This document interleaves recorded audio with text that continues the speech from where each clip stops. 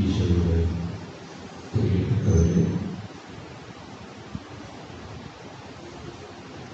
ഇന്നത്തെ സുവിശേഷത്തിൽ ഈശോ തനിക്ക് ഇഷ്ടമുള്ളവരെ കണ്ടെത്തുന്ന രംഗമാണ്. സുവിശേഷത്തിൽ തന്നെ പറയണം, ഈശോ തനിക്ക് ഇഷ്ടമുള്ളവരെ അവൻ്റെ അടുത്തേക്ക് വിളിച്ചു എന്നാണ്. ഒരു തെരഞ്ഞെടുപ്പാണ്. യേശു ചിലരെ തെരഞ്ഞെടുത്തു. നമ്മൾ ഇഷ്ടമുള്ളവരെ ചേർത്ത് നിർത്തുന്നവരാണ്, തർക്കമില്ല. ഇഷ്ടമുള്ളവരെ അടുപ്പിച്ചു നിർത്തുന്നവരും ഇഷ്ടമില്ലാത്തവരെ അകറ്റി നിർത്തുന്നവരുമാണ് നമ്മൾ. സ്വാഭാവികമാണ്. നമ്മൾ ഇഷ്ടമുള്ളവരെ തിരഞ്ഞെടുക്കുമ്പോൾ നമ്മൾ അവലംബിക്കുന്ന മാനദണ്ഡം എന്താണ്? നമ്മോട് പൊരുത്തപ്പെട്ടു പോകുന്നവർ, തർക്കവിതർക്കങ്ങൾക്ക് ഇടതരാത്തവർ, അങ്ങനെയൊക്കെയാണ്.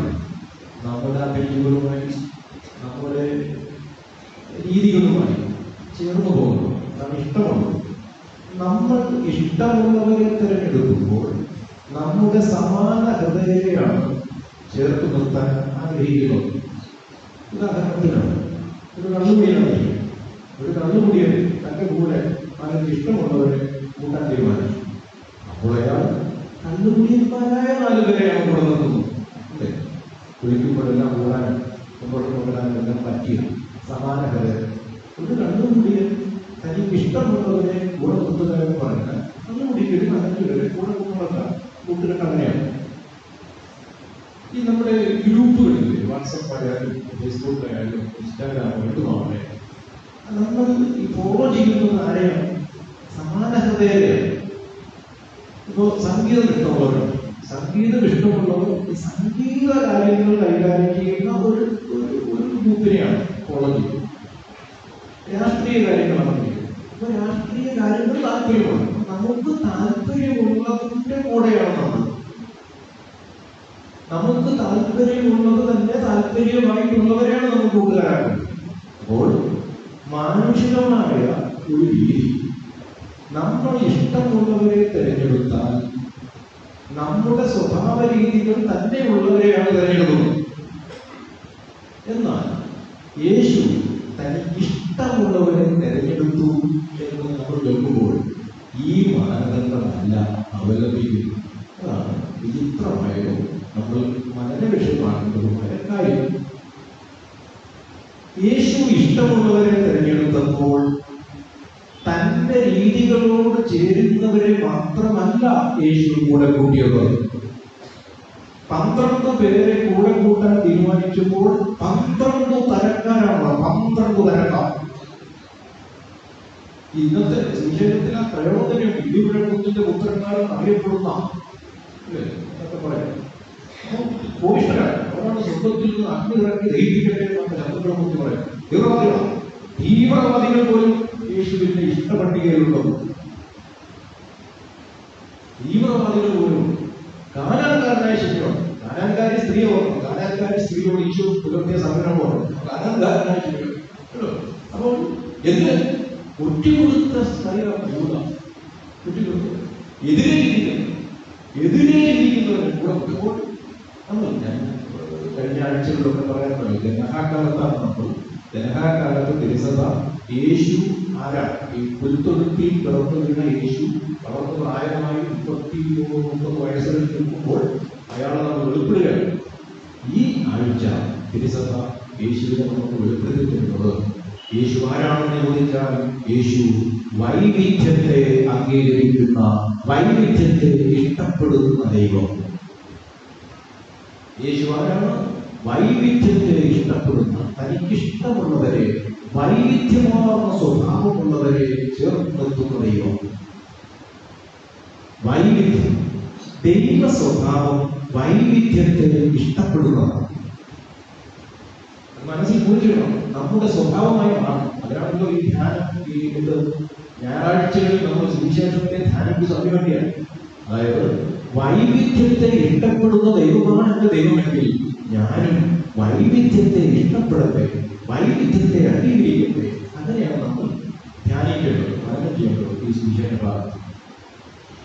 ദൈവത്തിന്റെ സ്വഭാവം വൈവിധ്യമാണെന്നത് നമ്മൾ ഈ പ്രകൃതിയിലേക്ക് നോക്കിയാൽ മതി, നമ്മിലേക്ക് നോക്കിയാൽ ഒരാളെ പോലെ രണ്ടാമതൊരാളെ ദൈവം സൃഷ്ടിക്കുന്നേയില്ല. ഒരുപോലെ ഇരിക്കാൻ ദൈവം ആഗ്രഹിക്കുന്നില്ല ആരും. ദൈവത്തിന്റെ സഹിതത്തിൽ എന്താണ് നമ്മൾ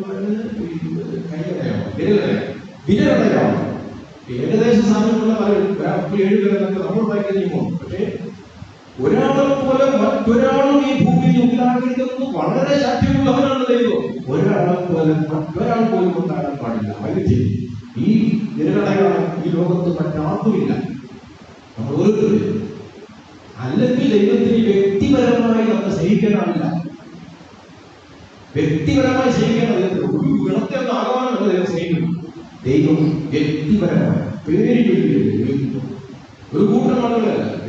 അതുകൊണ്ട് നമ്മുടെയും നിത്യതയെല്ലാം യേശുവുമായി വ്യക്തിപരമായ ബന്ധത്തെ ആശ്രയിക്കാണ് കേട്ടോ. അപ്പൊ നമ്മൾ ഈ വൈവിധ്യത്തെ ഇഷ്ടപ്പെടുന്ന ദൈവത്തിന്റെ ആളുകളാണോ നമ്മൾ? ഈ കാലഘട്ടം ഒന്ന് കൃത്യമായി ഞാൻ പറഞ്ഞു തരാം. അതായത് ഈ ദൈവത്തിന്റെ സ്വഭാവം വൈവിധ്യത്തെ ഇഷ്ടപ്പെടുന്നതാണ്. അത് നമ്മൾ മനസ്സിലാക്കുക.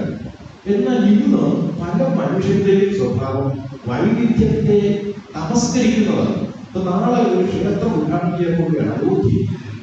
ഇന്നത്തെ പത്രത്തിലെല്ലാം പ്രധാന പരസ്യം ഭാരതത്തെ രാമമയമാക്കുക എന്നാണ്. രാമമയമാക്കുക ആ പ്രയോഗം തന്നെയാണ്. അതോടൊപ്പം നമുക്ക് മനസ്സിലാക്കാം, നിങ്ങളുടെ നാടിനെ, ഗ്രാമത്തെ, പട്ടണത്തെ രാമമയമാക്കുക, എല്ലാം ഒരുപോലെ ആ വിധിക്കുക എന്ന സ്വഭാവം ദൈവത്തിൽ നിന്നല്ല. ദൈവത്തിൽ നിന്നുള്ള സ്വഭാവം വൈവിധ്യമാണ്.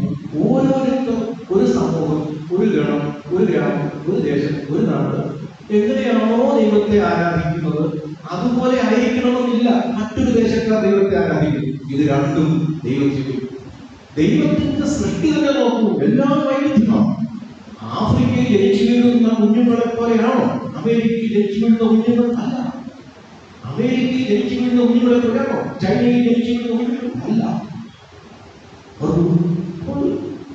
സംസാരിക്കുന്നു, കാസർഗോഡുകാരൻ സംസാരിക്കുന്ന പോലെയാണോ തൃശ്ശൂർക്കാരൻ സംസാരിക്കുന്നത്?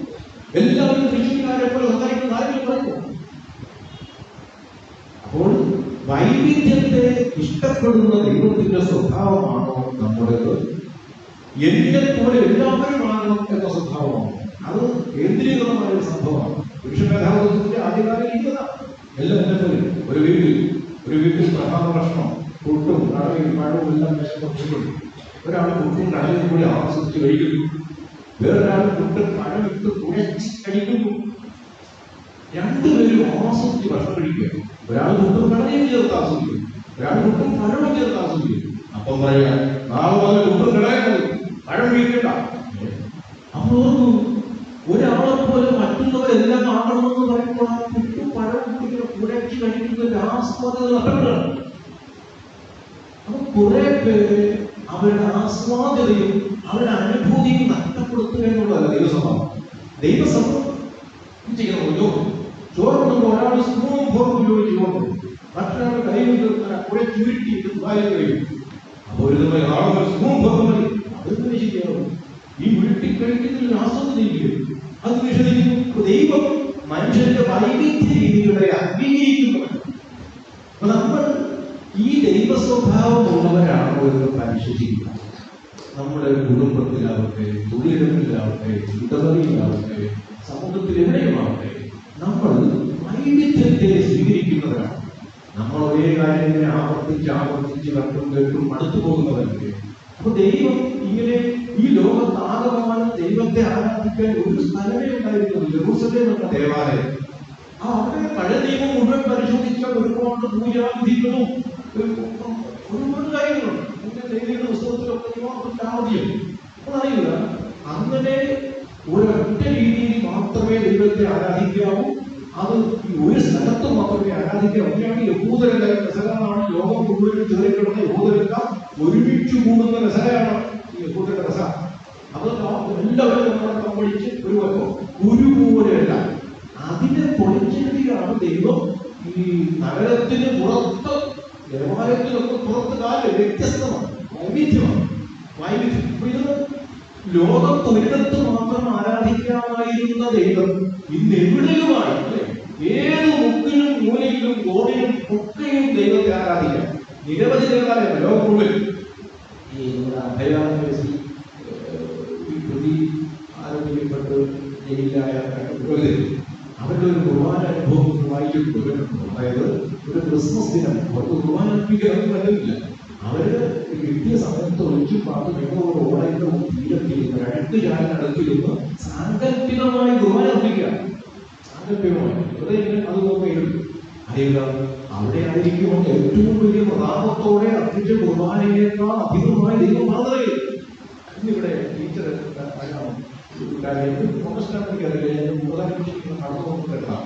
മനുഷ്യരുടെ പ്രാർത്ഥനയുടെയോ പ്രയത്നത്തിന്റെയോ അഭ്യാസത്തിന്റെയോ ഫലമായിട്ടല്ല ദൈവം വരുന്നത്. ദൈവം വരുന്നത് ദൈവം മുൻകൂട്ടി തീരുമാനിച്ചിരിക്കുക. ദൈവം നിങ്ങൾ ഇങ്ങനെ ചെയ്താൽ ഞാൻ പറഞ്ഞാൽ ഈ ശരീരമുക്തിശാലയിലെ സംഭവം ഇതിന്റെ ശരീരത്തിന്റെ രക്തം ഈ കുർബാനയുടെ കാവലല്ല. ഈ കുർബാനയുടെ കാവലെന്നാൽ ആ ശരീരമുക്തിശാലയിലെ യേശു ഉച്ചരിച്ച വാക്കുകൾ ഉച്ചരിക്കുകയാണ്. അതിനപ്പുറമല്ല അലങ്കാരമാണ്. ഒരു കാര്യം ചെയ്യുമ്പോൾ ഭംഗി വേണ്ട എന്ന് കരുതിയാണ് അതാത്ത സ്ഥലം പോലെ അങ്ങോട്ട് ഈ ഉദാശമനം ചെയ്യണം, അങ്ങോട്ട് ബാക്കിയുമില്ല. ഒരു അലങ്കാര പരിപാടിയാണ്. പള്ളിപ്പെരുന്നാൾ വെടിക്കെട്ടുകളൊന്നും ഇല്ല. വെടിക്കെട്ടില്ലെങ്കിലും പള്ളിപ്പെരുന്നാളാണ്. വെടിക്കെട്ടാണ് വേണ്ടതെന്ന് പറഞ്ഞാൽ പെരുന്നാളാണ് അല്ല. അപ്പോൾ ഈ ഭൂതാശാപചരണമെന്നോ ഒന്ന് കുർബാന ഭംഗി കൊടുക്കുന്ന കാര്യമാണ്. അപ്പൊ അതിൽ വൈവിധ്യങ്ങൾ ഉണ്ടാകും. അതാണ് ദൈവരീതി വൈവിധ്യത്തെ അംഗീകരിക്കുന്നതാണ്. മനുഷ്യരീതിയാണ് ഈ രാമമയം എന്ന് പറയുന്ന പോലെ. ഉദാഹരണത്തിന് ഇന്ത്യയിൽ എല്ലാവരും ഹിന്ദി മാത്രം സംസാരിക്കണം, ദൈവശബ്ദമല്ലല്ലോ. അപ്പൊ തമിഴ്നാട്ടിൽ പെട്ടെന്ന് കൊടുക്കുന്നതുകൊണ്ടാണ്. തമിഴ്നാട്ടുകാർ നമ്മളില്ല ഹിന്ദി സംസാരിച്ചാൽ ഇന്ത്യക്കാരാകും, ഹിന്ദി സംസാരിച്ചാലേ ഇന്ത്യക്കാരാകൂ എന്ന് പറഞ്ഞാൽ അതെന്താ ചെയ്യാവും എന്ന് പറയുന്ന പോലെ നമ്മൾ ഇങ്ങനെ പ്രാർത്ഥിച്ചാലേ ദൈവപ്രീതി കിട്ടൂ എന്ന് ആർക്കും പറയാനാവില്ല. വൈകിട്ട് ഇന്നത്തെ സുവിശേഷത്തിൽ കാലത്തെ 3-ാം ഞായറാഴ്ച ദൈവം നമ്മോട് പറയുന്നു, ഈ വെളിപ്പെടുത്തപ്പെട്ട ക്രിസ്തുവിനെയാണോ നീ സ്വീകരിക്കാൻ തയ്യാറാകുന്നത്? വൈവിധ്യത്തെ ഇഷ്ടപ്പെടുന്ന ഈശോ, വൈവിധ്യത്തെ ഇഷ്ടപ്പെടാത്ത ഒരു മനുഷ്യൻ ഈ യേശുവിനെ സ്വീകരിച്ച ആളല്ല. അതുകൊണ്ട് നമുക്ക് ഈ ഒരു 3 സന്യാസികളെ ഒരു ബിഷപ്പ് സന്ദർശിക്കാൻ പോയി, ഞാൻ കൃത്യം പെട്ടെന്ന് മനസ്സ് വന്നപ്പോൾ അവര് ഈ ബിഷപ്പ് സന്ദർശിച്ച് വാങ്ങി പോകുന്നത് തോണിയിൽ വഞ്ചിയിൽ പോകുന്നത്. അപ്പൊ ഈ പിതാവ് വന്ന് വരെ പഠിപ്പിച്ചു, ഇവർക്ക് ഇവിടെ പ്രാർത്ഥനാ രീതികൾ കുറച്ചുകൂടി നല്ലതാണ്. ഈ സന്യാസികൾ അവലംബിക്കുന്ന പ്രാർത്ഥനാ രീതികൾ അത്ര നല്ലതെന്ന് തോന്നിയിട്ട് പിതാവിന്റെ ഒരു പ്രാർത്ഥനയൊക്കെ പഠിപ്പിച്ചു. വ്യത്യസ്തമായ ഞങ്ങളുടെ പിതാവികളൊക്കെ പഠിച്ചു ഇതിനെ പഠിപ്പിച്ചു. അവരത് പ്രാർത്ഥിക്കണം. അതിനു മുമ്പ് അവർ പ്രാർത്ഥിച്ചുകൊണ്ടിരുന്നു, ഞങ്ങൾ പോകുന്നു നിങ്ങളും പോകുന്നു, നമുക്ക് സപ്പോർട്ട് ചെയ്യണം. അങ്ങനെ ചെറിയ കാര്യം അതൊക്കെ ഒരു പ്രാർത്ഥന. പിന്നീട് വഞ്ചി കടന്നു മുന്നോട്ട് പോയി കുറെ കഴിഞ്ഞപ്പോൾ ഇവര് ഈ സന്യാസികൾ മാത്രം ഈ പ്രാർത്ഥന ബിഷപ്പ് പോവാ, ബിഷപ്പ് പോവാ. അപ്പോൾ ഈ സന്യാസികൾ ഓടി വരെ ഈ പുഴയുടെ മുകളിലൂടെ ഓടി വരും. കറക്കില്ല 3 സന്യാസികൾ. എന്ത് പിതാവ് പഠിപ്പിച്ച പ്രാർത്ഥന മറന്നുപോയി. അതായത് പിതാവ് പറഞ്ഞു, നിങ്ങൾ പ്രാർത്ഥിച്ചാൽ കാരണം ഇവരെ അവലംബിച്ചിരുന്ന ആ പ്രാർത്ഥനയുടെ ശക്തിയാൽ അവരുടെ കടലിന്റെ മുകളിൽ പോലും നടക്കാൻ ശക്തിയുണ്ട്. അപ്പോ നമ്മൾ അവലംബിക്കുന്ന ചില പ്രാർത്ഥനകളിൽ ദൈവം പ്രസാദിക്കുമെങ്കിൽ അതിനപ്പുറത്തേക്ക് ഒരു വൈവിധ്യമില്ലാത്ത കാര്യങ്ങളുടെ നമുക്ക് അഭിനയിക്കേണ്ടതില്ല. അതായത് ചുരുക്കമില്ല, വൈവിധ്യത്തെ സ്നേഹിക്കുന്ന ദൈവം നമ്മൾ കാട്ടിക്കൂട്ടുന്ന ഏതോ അഭ്യാസങ്ങളുടെ ഫലമായിട്ടല്ല അവതരിക്കുന്നത്. ഏത് മനുഷ്യരുടെ പുൽത്തൊഴുത്തിൽ ഒരു ദേവാലയത്തിന്റെ എന്തെങ്കിലും അന്തരീക്ഷമുള്ളൂ, കാലിത്തൊഴുത്തിൽ പിറന്നു വീഴാൻ തൽപരനാണ് നമ്മുടെ ദൈവം. പങ്കില മനുഷ്യ ഹൃദയങ്ങളിൽ പോലും അവതരിക്കാൻ അവര് തീരുമാനം. പാപികൾക്കിടയിലും ചുങ്കക്കാർക്കിടയിലും പാർശ്വവൽക്കരിക്കപ്പെട്ട മനുഷ്യർക്കിടയിലും അവൻ പിറന്നത്. അതുകൊണ്ട് മനസ്സിലാക്കുക, നമ്മൾ ദഹനകാലത്ത് യേശു 3-ാം വിധത്തിൽ ഏർപ്പെടുന്നു. വൈവിധ്യത്തെ ഇഷ്ടപ്പെടുന്ന ഈശോ, വൈവിധ്യത്തെ ഇഷ്ടപ്പെടുന്ന മനുഷ്യരാണ്. മറ്റു മതസ്ഥരുടെ പോലും ആരാധനാ രീതികളെ നമ്മൾ അംഗീകരിക്കും. മറ്റു മതസ്ഥർ ഹിന്ദുക്കൾ ആരാധിക്കുന്നത് നമ്മൾ വഴിയാക്കുന്നു. ആ കൃഷ്ണായെന്ന് വിളിച്ച് അവർ നിർബന്ധിക്കും, അള്ളാഹെന്ന് വിളിച്ച് ഇസ്ലാം നിർബന്ധിക്കും. ഈയോയെ എന്ന് വിളിക്കാൻ പല വഴി തേടുന്നു നമ്മൾ അനുഭവിക്കുന്നു. അതുകൊണ്ട് നമ്മൾ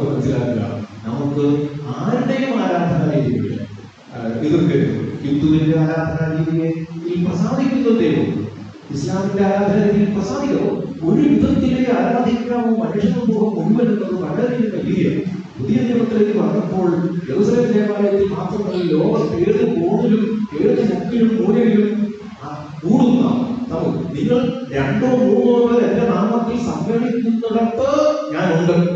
2 3 പേരൊന്ന് സമ്മേളിച്ചാൽ മതി. ഒരു മനസ്സോടെ 2 3 പേർ സമ്മേളിക്കാൻ തീരുമാനിച്ചാൽ അവിടെ ദൈവമുണ്ട്. അവിടെ നമ്മൾ അവതരിപ്പിക്കുന്ന രീതിയിലുള്ള പ്രാർത്ഥന കൊണ്ടല്ല ദൈവം അവതരിക്കുന്നത്. വൈവിധ്യത്തെ സ്നേഹിക്കുന്ന ദൈവത്തിന്റെ ഭക്താക്കളാണെങ്കിൽ നമുക്കും വൈവിധ്യത്തെ അംഗീകരിക്കാൻ അതിനായി പ്രാർത്ഥിക്കണം.